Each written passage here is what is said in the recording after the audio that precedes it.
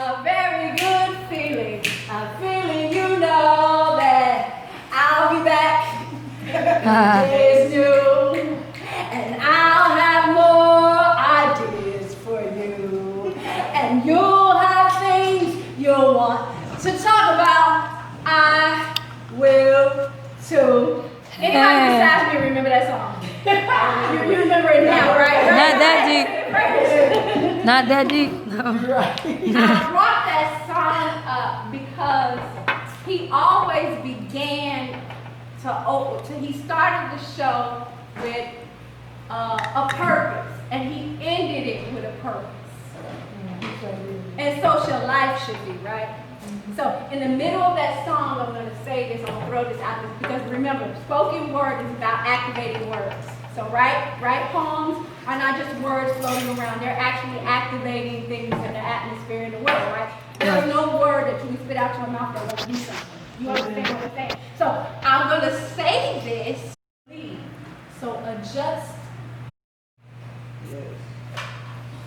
It's just a good feeling to know you're alive. It's just a happy feeling that's growing inside. And when you wake up ready to say, I think I'll start a snappy new day. It's just a good feeling, a very good feeling, a feeling you know you're alive. Okay, Amen. So y'all ready for the feature? Y'all ready for the feature? Make Yes, some noise.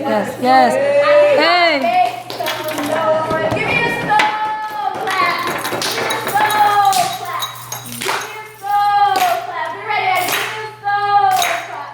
Give me a slow clap. I remember doing cheers when I was doing it. That's my name. My name is Ruthy. So if you're ready for Eddie, let me make some noise. Come on, Eddie. Y'all, he has wrote a new song just for this night. I'm so excited to hear from him. He's one of my favorite poets. Please give it up for Eddie D. Figure.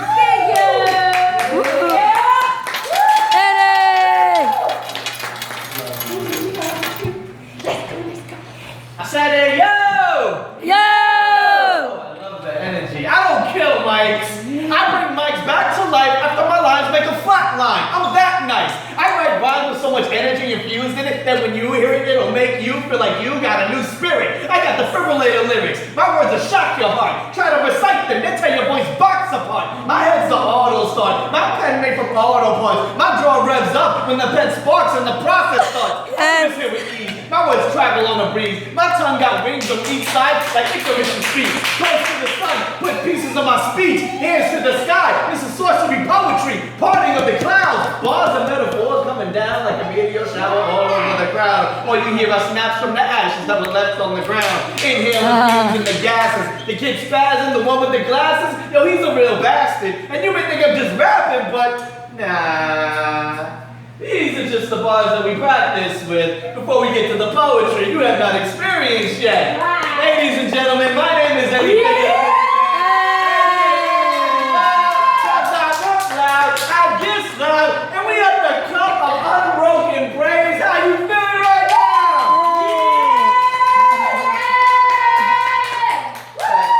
That's what I'm talking about. My name is Eddie Figure. I appreciate y'all for having me. I don't care if it's 5 people or 500. People don't understand that you can use poems to heal yourself. And when you heal yourself, you heal the people that need to hear you. Yes. Alright? But I did this one a little bit different style because I went to IWIPs where people don't like rhyming, and I'm still bitter about that. You know what I mean? But they like them little one-liners. You know what I mean? When you say that one little quotable line, that you say a lot of words with as little bit as possible. So I go like this. Check this out. And this is probably what I'm taking with me. I might take it with me. Preface. If these words make your ears bleed, just know that I intended to carve this poem across my wrists with every razor blade I ever stared at. But when I bared my soul to the page, I was shocked.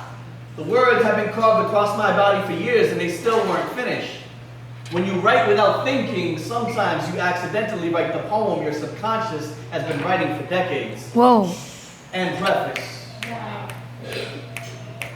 I was 5 years old when I misspelled my first words. I was erasing those words when you looked at me and said, just cross out the letters and keep going. I looked at you and I said, it's going to look messy that way. You screamed at me for not listening and then you stormed off. That was the first time that I learned that I can make life easier by lowering my standards. Also, the last time I ever wanted to do homework again. Wow. See, a lot of things come easy to me. Life is not one of them. You've called me an ungrateful child, and I am. Some children dreamed of having parents. I dreamed of being an orphan. At least they had a chance at something better, but being raised by you was a repetitious quest for silver linings. And I know there were good times, but an ocean of your good memories can be swallowed easily by a puddle of your bad ones. You see, you've called me the N-word more than you've ever said the L-word to me. Wow. I'm not grateful for that. I actually wish you would have said those words to me more so I could have grown numb to them as an adult, the same way you helped me become numb to belts and knuckles. But comparing your violence to your words is comparing bullets to nuclear bombs. The journey of a mental beating is longer than a physical one, and some children never make it back. But I'll confess you some secrets. One, when you strike a child but don't explain why, all the child got from that was beat up. Two, Right. sometimes I fake crying just so you leave me the hell alone. Three, when you perform an exorcism on a child who doesn't need it, you open the doors for demons to follow them forever. The reason I grew up with more headphones than friends is because they helped evict you from the inside of my mind, where you didn't pay rent but ran up the bills until bankruptcy. I still have the memories of walking out the shower at Abuelita's house when you looked at me and you said, you ain't got much under there. Well, my response to you was, well, like father, like son. And the way that you reacted told me that you had never been laughing with me. But your words took longer to fight back from because they were disguised as friendly fire. And when this 5'5" civil war that you created finally had enough, you wanted peace. But peace comes from where the heart is. And the last time I slept somewhere, I was accepted enough to call home, I was still a fetus. It's also the last place I regretted moving out of. You see, I told myself I would never write a poem about you, but this is not a writing exercise. This is a writing exorcism. You see, we haven't spoken in years because I have a full-time job fixing all the errors that you built me with. Whoa. But I am much better now. You see, suicide's been my sparring partner, and I'm finally in shape. I say to my bathroom mirror every single morning, you are not a piece of trash, no matter what your parents have said. You are not a piece of garbage, no matter how hard you try to. Thank you. Wow. See, I try to you here is one sentence, there's a piece of wisdom in there that you can take with you. You know what I'm saying? Words take longer to fight back from when they're disguised as friendly fire. Say that again. Say it again. Words take longer to fight back from when they're disguised as friendly fire. Wow. You'll have people in your life that you swear are close to you. Right. But they're taking, see, when you break it down like that, you don't catch it while I'm spitting it. But when you break it down, is that sentence by sentence, all of a sudden you realize there's quotes in every single sentence that I put in that motherfucker. Say it again. Say it one more time. Words take longer to fight back from when they're disguised as friendly fire. Yeah. And when this 5'5" civil war that you created finally had enough, you understand? Yeah, my internal struggle is something that person created, but you read that and you catch that, you know what I mean? Yeah. It's funny because that poem was like 5 minutes long, and there was a bunch of other quotes that I had to cut out. You know what I mean? When words cauterize a child's nerve endings, they become inhibitionless, and it makes things like shoplifting feel like an orgasm. Wow. Yeah. You know what I mean? Even though history is written in ink, it's documented in pencil. You know what I mean? Yeah, but that's something I'm going to use for another poem, and it's a poem that I'm probably going to do at the end. But let me go ahead and do my little wallet piece. We sitting there, I ain't know what to do, and you know, like any real poet, you should always keep a spare poem like in your wallet just in case you need to spare one. Yeah, exactly.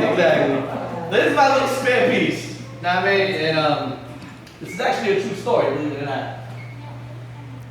All right. This is a friend of mine who, his name is Marquise, and he grew up, troubled kid, selling drugs, in and out of 33rd, discovered poetry, and started slowly turning his life around. He has dreams of being the mayor of Orlando. I mean, he even went to, I think it was the Million Man March or a big conference to speak. Like, you know what I'm saying? Like, when you see people really come up and change their lives, and he's trying to be an inspiration for everybody. Exactly. But somebody told him one day that you support too much. Which is silly, which is some silly madness to me because I came all the way from the hell from Orlando to support my girl.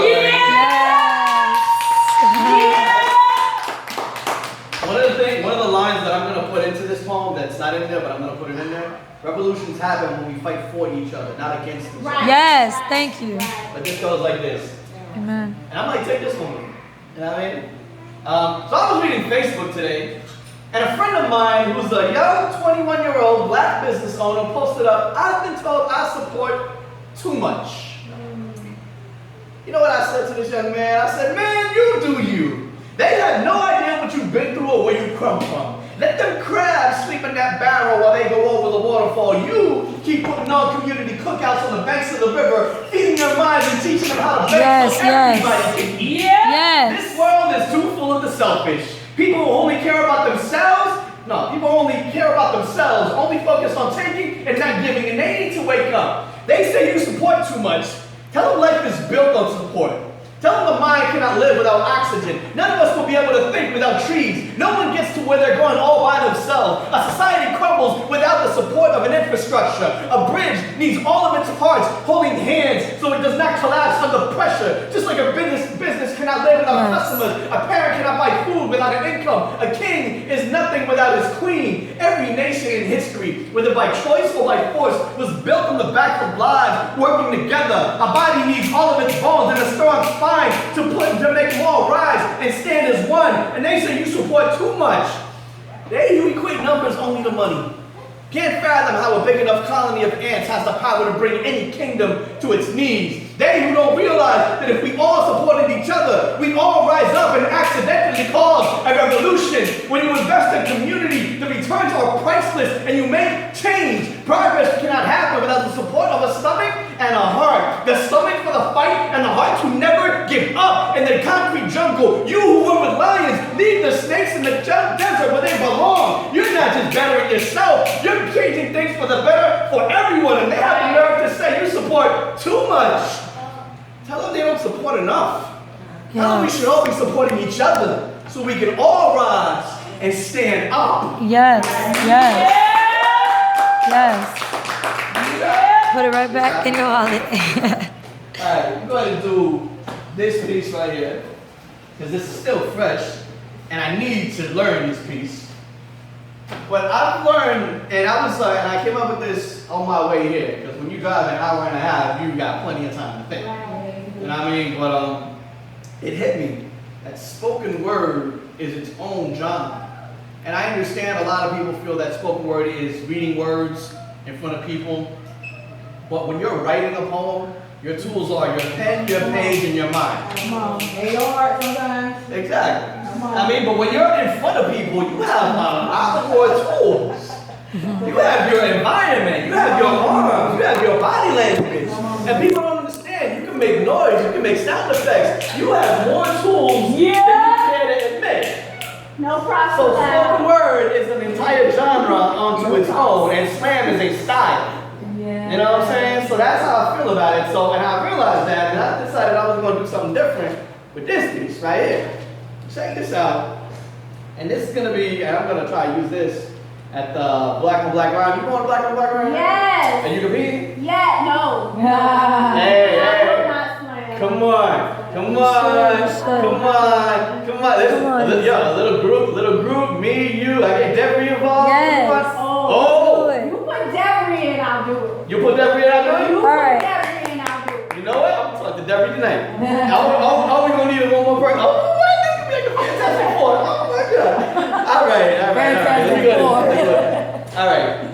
But this is a serious piece. And it's crazy because, you know, when you go to slams, a lot of times you see people talking about the same subjects. You know what I'm saying? And then it doesn't become about who's got, you know, the better poem. It becomes who has the better poem on this topic. And I mean, and people try to imitate each other. Right. You know what I'm saying? Like, I didn't want to do that. I don't ever want to do that. So if I write a piece on oppression, on sexual assaults, on, you know, these are my views and how I see the world. You know what I'm saying? So this is how I see the world. And this is why this poem is like this. And I'll explain it when I'm done, but check this out. Yeah, that gonna hear sound effects. It's funny, I was riding all the way down here, and I said, I'm gonna do my erotic piece, and Hazel ain't gonna stop me. And I got here, I was like, man, that's Hazel, I can't do that to her, man. She's gonna get upset, man. Alright, check it. And I still ain't got it all down, because I gotta memorize it like I hand this thing. Right. This is a journey into sound. This is eyesight staring into the sound of history, changing the sound of history. A Mexican friend of mine said that she loved to live in the 1920s when times were simpler. I said, not me. I don't like nooses being put around my neck for trying to speak Spanish in public. It was at that moment that I realized that the more you open your eyes, the more the sound of history changes. Eyesight changes sound. Mount Rushmore was built honoring the 4 greatest presidents up till that time, overlooking a United States of Mount Rushmore was built on sacred Native American ground. Sacred till they discovered gold and took the land back.